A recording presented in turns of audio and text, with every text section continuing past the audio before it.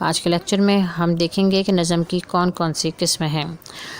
نظم کی مختلف قسمیں ہیں جیسے کہ حمد، نعت، مثنوی، قصیدہ، غزل، منقبت، نظم اور مرثیہ۔ اب ہم دیکھتے ہیں کہ ان کی تعریف کیا کیا ہے۔ حمد وہ نظم ہے جس میں اللہ تعالیٰ کی تعریف اور توصیف بیان کی جاتی ہے۔ نعت وہ نظم جس میں ہمارے پیارے آقا حضرت محمد مصطفیٰ صلی اللہ علیہ وآلہ وسلم کی تعریف بیان کی جائے۔ مثنوی وہ مسلسل نظم جس میں ہر شعر کے دونوں مصرے ہم قافیہ ہوں اور ہر شعر کے قافیے الگ الگ ہوں۔ غزل عربی زبان کا لفظ ہے جس کے لغوی معنی ہے حسن اور عشق کی باتیں کرنا اور عورتوں سے گفتگو کرنا۔ یہ ایک ایسی صنف ہے جو مختلف عناصر ترکیبی پر مشتمل ہوتی ہے جس میں قافیہ، ردیف، مطلع، مقطع اور تخلص شامل ہوتے ہیں، جس کی وضاحت ہم انشاءاللہ اگلے لیکچر میں کریں گے۔ اس کے بعد آ جاتا ہے منقبت۔ منقبت وہ نظم ہوتی ہے جس میں صحابہ کرام اور اولیاء کرام کی تعریف بیان کی جاتی ہے، منقبت کہلاتی ہے۔ نظم اشعار کا ایسا مجموعہ ہے جس میں ایک مرکزی خیال ہوتا ہے اور اس میں موضوع اور حیت کی کوئی قید نہیں ہوتی۔ جیسے کہ ہم دیکھتے ہیں غزل کا مرکزی خیال نہیں ہوتا لیکن نظم کا مرکزی خیال ہوتا ہے۔ مرثیہ جو ہے وہ کسی بھی مرنے والے کی یاد یا کسی افسوسناک واقعے کی یاد میں کہی جانے والی نظم کو مرثیہ کہتے ہیں۔ لیکن قصیدہ اس کے برعکس کسی زندہ شخص کی تعریف میں کہی جانے والی نظم کو کہتے ہیں۔ یہ زیادہ تر بادشاہوں کے زمانے میں قصیدہ گوئی کا رواج تھا اور اس ٹائم یہ قصیدے وغیرہ پڑھے جاتے تھے۔ اب ہم حصہ نظم کا آغاز کرتے ہیں اور آج نظم کی جس صنف کو ہم پڑھیں گے وہ ہے حمد۔ حمد اس نظم کو کہتے ہیں جس میں اللہ تعالیٰ کی تعریف اور توصیف بیان کی جائے۔ ہماری درسی کتاب میں شامل حمد کے شاعر اسماعیل میرٹھی ہیں۔ اسماعیل میرٹھی کو بچوں کا شاعر بھی کہا جاتا ہے۔ آئیے ان کا مختصر تعارف کتاب سے پڑھتے ہیں۔ مولوی محمد اسماعیل میرٹھی، ولادت 1844، وفات 1917۔ مولوی محمد اسماعیل میرٹھی ہندوستان کے شہر میرٹھ میں پیدا ہوئے۔ ابتدائی تعلیم میرٹھ میں پائی، پھر عربی اور فارسی کے استاد کی حیثیت سے میرٹھ اور سہارنپور کے اسکولوں میں خدمات انجام دیں۔ آخر میں آگرے میں سینٹرل نارمل اسکول میں استادوں کو تربیت دیتے رہے۔ وہاں سے ریٹائر ہو کر واپس میرٹھ آ گئے اور یہیں انتقال فرمایا۔ اسماعیل میرٹھی کا شمار بچوں کے اہم شاعروں میں ہوتا ہے۔ بچوں اور نوجوانوں کے لیے بہت سی اصلاحی اور اخلاقی نظمیں لکھیں۔ آپ کی شاعری زبان کی پاکیزگی اور بیان کی سادگی کا نہایت عمدہ نمونہ ہے۔ آپ کی نظمیں ہندوستان اور پاکستان کی درسی کتابوں میں پڑھائی جاتی رہی ہیں۔ آپ کا سارا کلام کلیات اسماعیل کے نام سے شائع ہو چکا ہے۔ درسی کتاب میں شامل حمد اسی کلیات سے لی گئی ہے۔ اب ہم حمد پڑھتے ہیں۔ حمد پڑھنے سے پہلے میں آپ کو یہ بتانا چاہوں گی کہ مصرے اور شعر میں کیا فرق ہے۔ خدایا نہیں کوئی تیرے سوا، اگر تو نہ ہوتا تو ہوتا ہی کیا۔ یہ مصرع اولیٰ ہے اور اگر تو نہ ہوتا تو ہوتا ہی کیا یہ مصرع ثانی ہے، اور مصرع اولیٰ اور مصرع ثانی دونوں مل کے شعر بناتے ہیں۔ ٹھیک ہے، اب ہم دیکھتے ہیں کہ اس کی تشریح کیا ہے۔ خدایا نہیں کوئی تیرے سوا، اگر تو نہ ہوتا تو ہوتا ہی کیا۔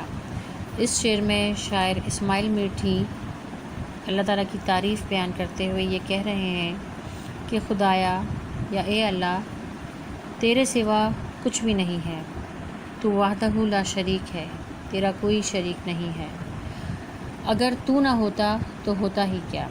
اگر تو نہ ہوتا تو یہ دنیا نہ ہوتی، یہ کائنات نہ ہوتی اور اس کائنات میں ہونے والی کوئی چیز بھی نہ ہوتی۔ تصور تیری ذات کا ہے محال، کسے یہ سکت اور کہاں یہ مجال۔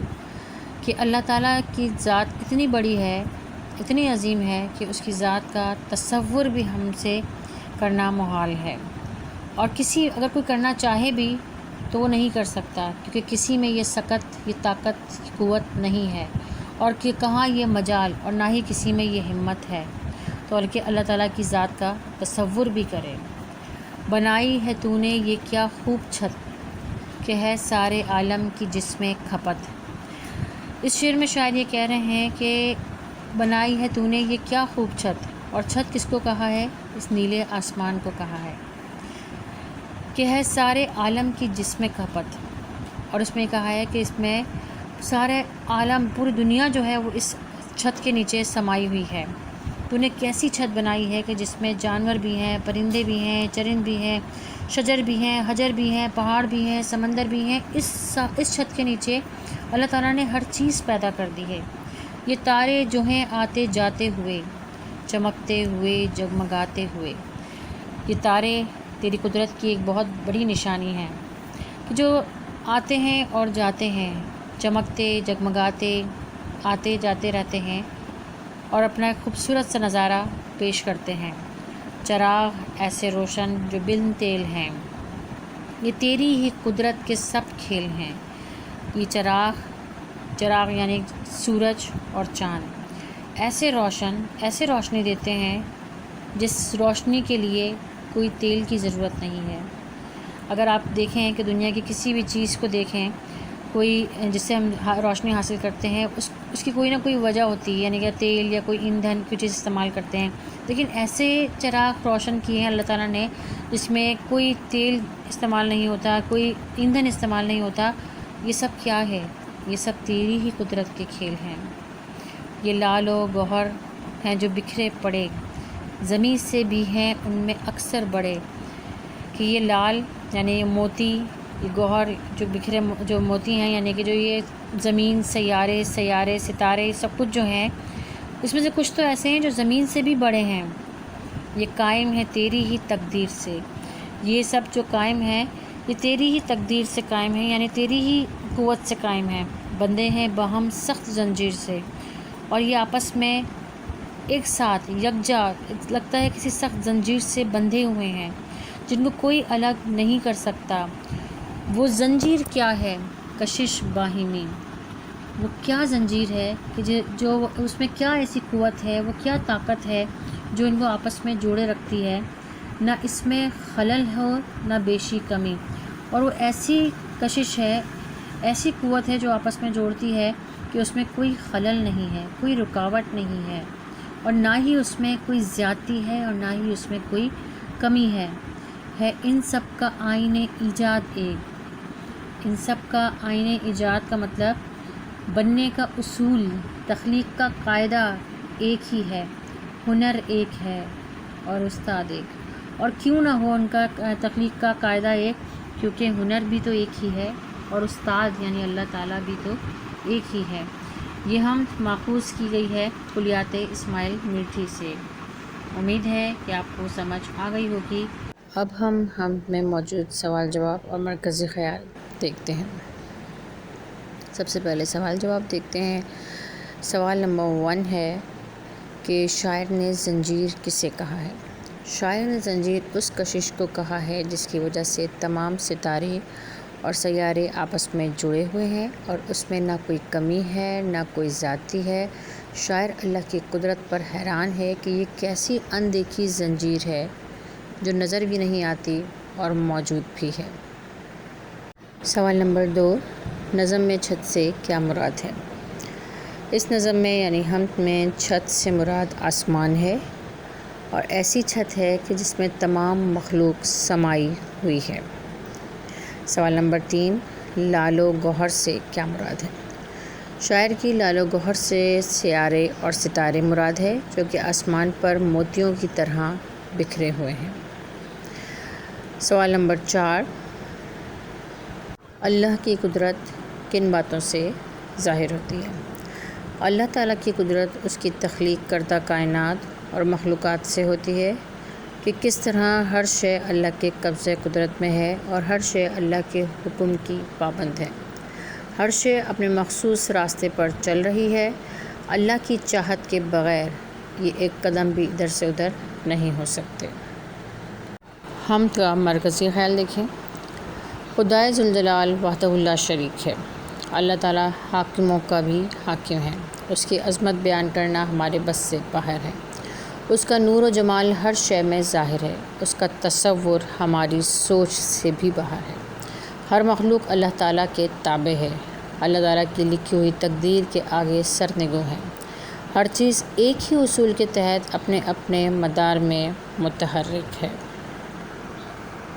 اور اس میں کسی قسم کی تبدیلی نہیں کی جا سکتی، کیونکہ اس کا خالق و مالک خداوند باری تعالیٰ ہے۔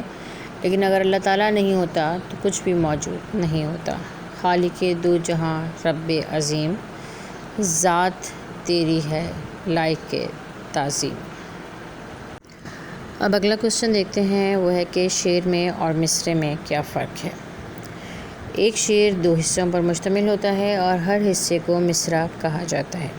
مثال: خدایا نہیں کوئی تیرے سوا، اگر تو نہ ہوتا تو ہوتا ہی کیا۔ یہ پورا ایک شعر ہے اور اس شعر میں 2 مصرعے ہیں۔ مصرعوں کی 2 اقسام ہیں، مصرع اولیٰ اور مصرع ثانی۔ تو شعر کا جو پہلا مصرعہ ہوتا ہے اس کو مصرع اولیٰ کہتے ہیں اور شعر کے دوسرے مصرعے کو مصرع ثانی کہا جاتا ہے۔ اب جیسے یہ شعر ہے کہ خدایا نہیں کوئی تیرے سوا، اس میں جو پہلی لائن ہے وہ مصرع اولیٰ ہے، تو نہ ہوتا تو ہوتا ہی کیا، یہ مصرع ثانی ہے۔ اور یہ شعر کی اور مصرعے کی آپ علامت بھی دیکھ سکتے ہیں۔ اس حمد میں کل کتنے مصرعے اور کتنے شعر ہیں؟ اس نظم میں 9 شعر ہیں اور 18 مصرعے ہیں، کیونکہ 2 مصرعوں سے مل کر ایک شعر بنتا ہے، تو اس طرح 9 شعر ہیں، تو اس کا ڈبل کر دیں تو 18 مصرعے ہیں۔ اب ایک کوشچن اس میں دیا گیا ہے کہ اس نظم کے علاوہ کسی اور نظم کا ایک شعر لکھ کر مصرع اولیٰ اور مصرع ثانی کی نشاندہی کیجیے۔ تو یہ دیکھیں کہ کیا سناتا ہے مجھے ترک و عرب کی داستاں، مصرع اولیٰ ہے۔ مجھ سے کچھ پنہا نہیں اسلامیوں کا سوز و ساز، مصرع ثانی ہے۔